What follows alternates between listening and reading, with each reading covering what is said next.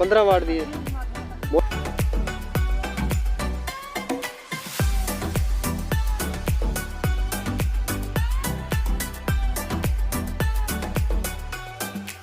पंद्रह की मोटर है, 20 की है। हाँ 15 की मोटर है। चौका प्लेटा ने 22 प्लेटा ने। चौका खर्चा ठीक है टोटल 10 लाख रुपए। 22 प्लेटा से 10 लाख रुपए सही है।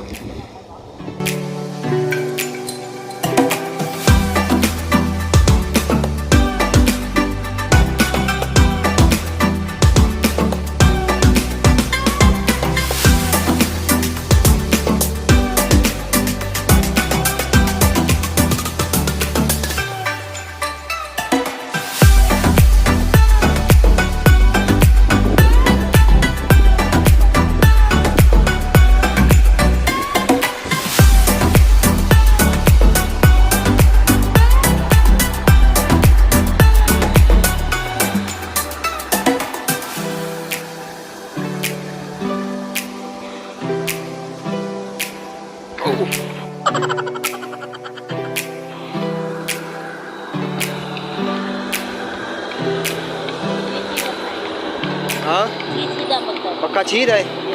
अच्छा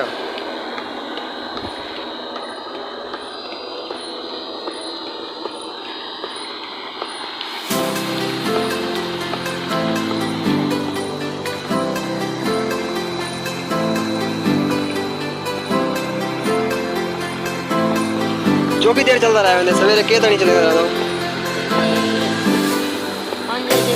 सवेरे 5 चल वे 8-9 बजे चलता हो है ना। शाम को 6 बजे नहीं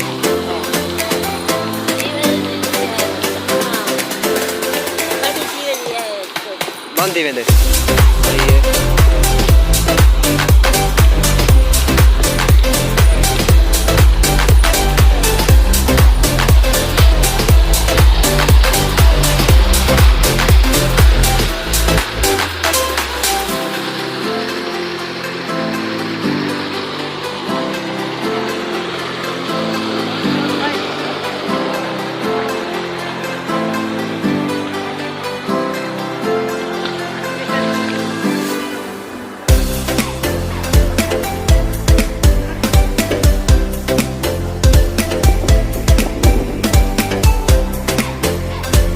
अगर आपको हमारी वीडियो अच्छी लगी तो वीडियो को लाइक करें, चैनल को सब्सक्राइब करें और कमेंट में अपनी राय का इज़हार लाजमी कीजिएगा।